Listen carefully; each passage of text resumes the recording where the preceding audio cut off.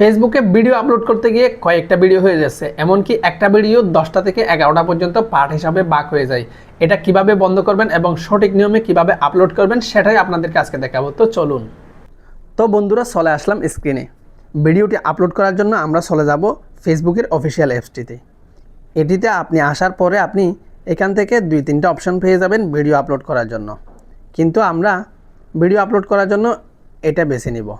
এখান থেকে আপনি ফটো বা ভিডিও লেখা দেখতে পাচ্ছেন, এটা ক্লিক করে গ্যালারিতে প্রবেশ করবেন।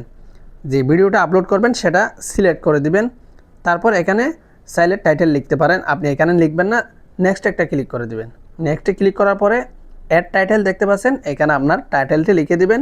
বিস্তারিত কিছু যদি লেখার থাকে ভিডিও সম্পর্কিত তাহলে নিচে লিখে দিবেন, উপরে আপনি জাস্ট টাইটেলটা লিখে দিবেন।